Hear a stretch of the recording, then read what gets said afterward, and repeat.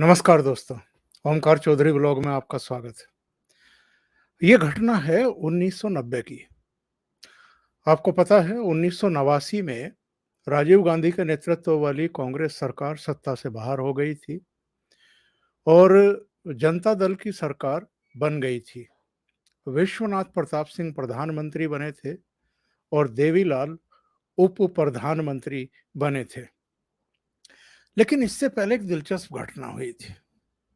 जब चुनाव परिणाम आ गए, कांग्रेस हार गई और जनता दल और उसके सहयोगियों को बहुमत मिल गया, तब भारतीय जनता पार्टी ने भी सपोर्ट किया था, वामपंथियों ने भी सपोर्ट किया था।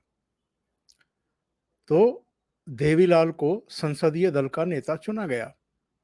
यानी देवीलाल को एक तरीके से प्रधानमंत्री चुन लिया गया था।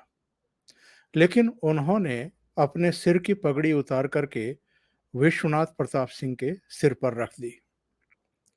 और शायद इसलिए क्योंकि बोफोर्स कांड को लेकर के जितना विपक्षी दलों को विश्वनाथ प्रताप सिंह ने ध्रुवीकृत किया था और देश में उनकी एक लोकप्रियता दिखाई दे रही थी, उससे कम हालांकि देवीलाल ने भी नहीं किया था।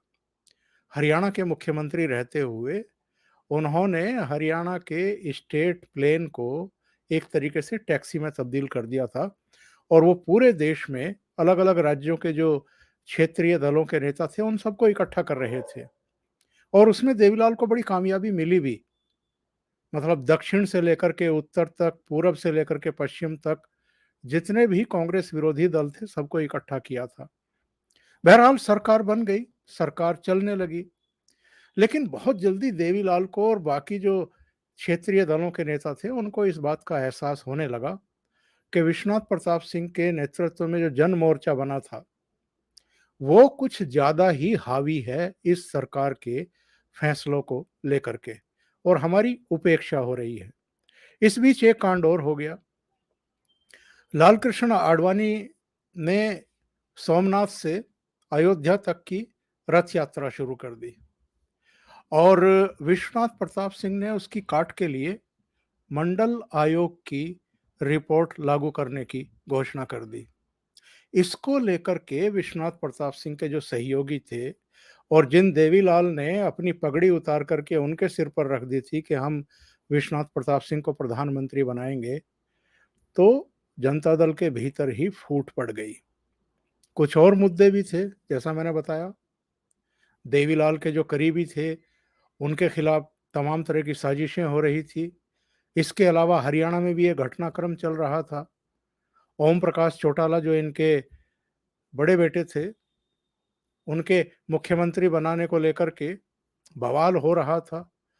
विश्वनाथ प्रताप सिंह हों, अजीत सिंह हों, दूसरे लोग हों, वो सब देवीलाल के खिलाफ हो रहे थे कि इस तरीके से ओम प्रकाश चौटाला, जिन पर तमाम तरह के आरोप थे, उनको मुख्यमंत्री क्यों बना रहे हैं, उनको प्रमोट क्यों कर रहे हैं। मतलब बहुत सारे झगड़े थे। तो देवीलाल इतने नाराज हुए कि उन्होंने न केवल उप प्रधानमंत्री पद से बल्कि जो सांसद चुने गए थे उससे भी इस्तीफे का ऐलान कर दिया। उन्होंने दिल्ली छोड़ दी और दिल्ली छोड़ने के बाद वो कहाँ चले गए?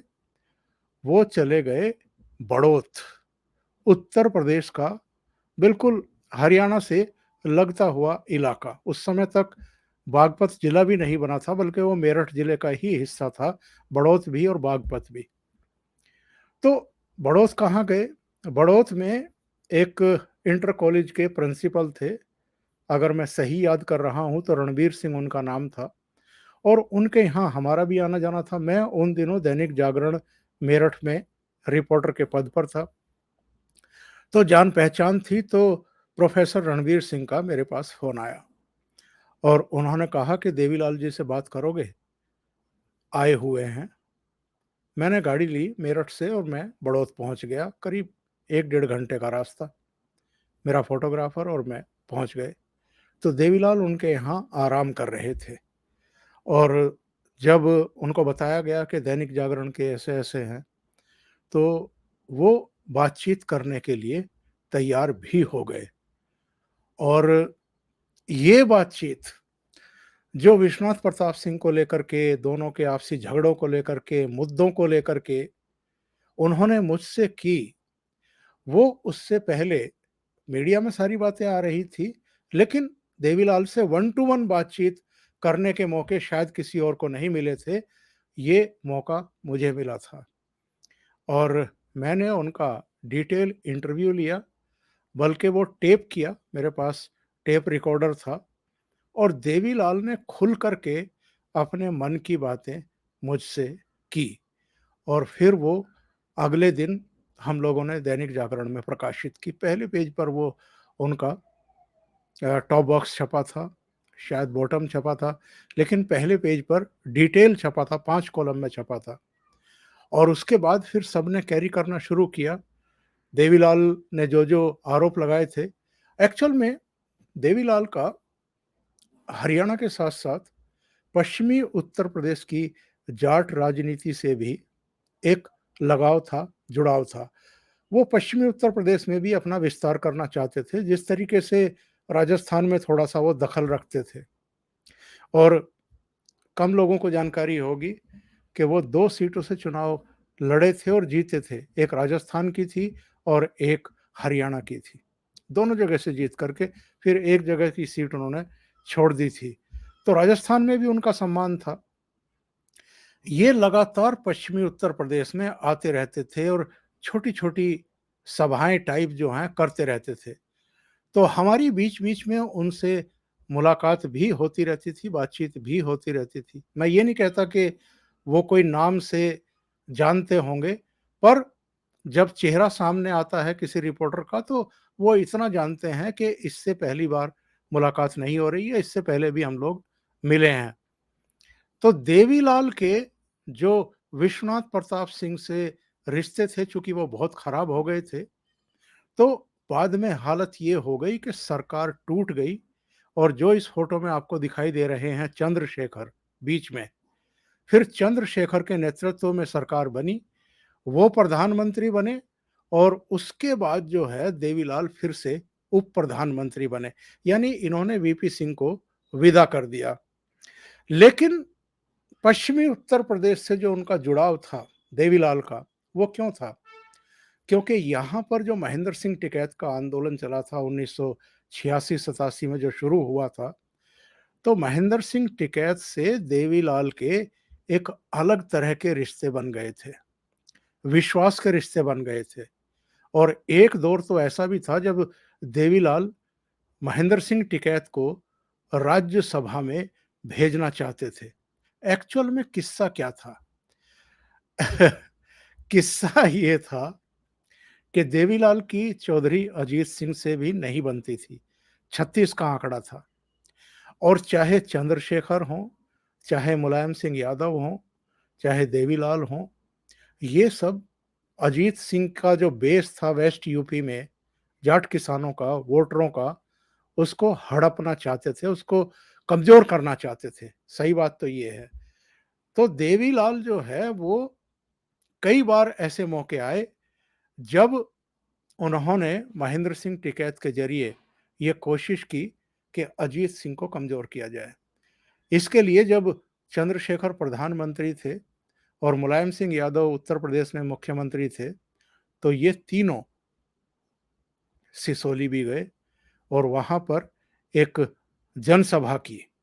आप इस फ़ोटो में देख रहे होंगे, प्रधानमंत्री पद पर उस समय चंद्रशेखर थे, उप प्रधानमंत्री देवीलाल थे और साथ में पीछे बैठे हुए मुलायम सिंह यादव दिखाई दे रहे हैं और सभा को संबोधित कर रहे हैं महेंद्र सिंह टिकैत।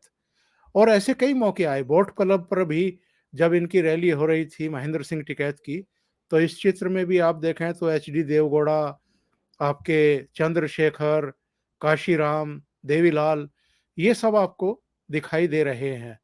तो उनका कुल मिलाकर के प्रयास ये रहता था कि वेस्ट यूपी में सक्रिय होकर के यहाँ कुछ घोषणाएँ करके, किसानों की पुरानी माँगें मान करके अजीत सिंह का बिस्तर गोल किया जाए और किसी तरीके से हम यहाँ अपने पैर मजबूत कर लें। तो वो यहाँ लगातार आते थे और जनसभाओं को संबोधित भी करते थे। महेंद्र सिंह टिकैत का एक प्रभाव तो था ही यहाँ के किसानों पर, लेकिन वो राजनीतिक तौर पर कोई किसी को फ़ायदा पहुँचाने की स्थिति में थे, ऐसा बिल्कुल नहीं था। क्योंकि जब भी चुनाव होते थे, चाहे विधानसभा के या लोकसभा के, तो जो वेस्ट यूपी के जाट किसान थे, वो या तो अजीत सिंह को वोट करते थे, उनकी पार्टी को वोट करते थे, या थोड़े बहुत कांग्रेस को जाते थे उस ज़माने में। या फिर जब भारतीय जनता पार्टी थोड़ा-सा आगे बढ़ी, तो उसके जो प्रत्याशी थे, उनको वोट मिलने शुरू हो गए।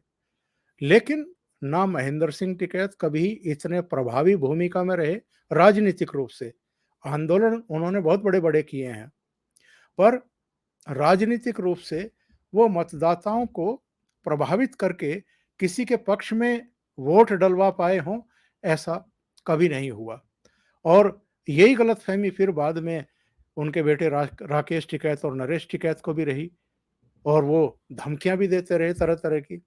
लेकिन वो भी कभी कामयाब हो नहीं पाए और होंगे भी नहीं, क्योंकि यहाँ का किसान इतना परिपक्व हो चुका है, उसको पता है कि राजनीतिक रूप से किसको वोट देने से, किसके साथ खड़े होने से बात बनेगी और उनका और क्षेत्र का विकास होगा। अभी के लिए इतना ही। बहुत-बहुत धन्यवाद।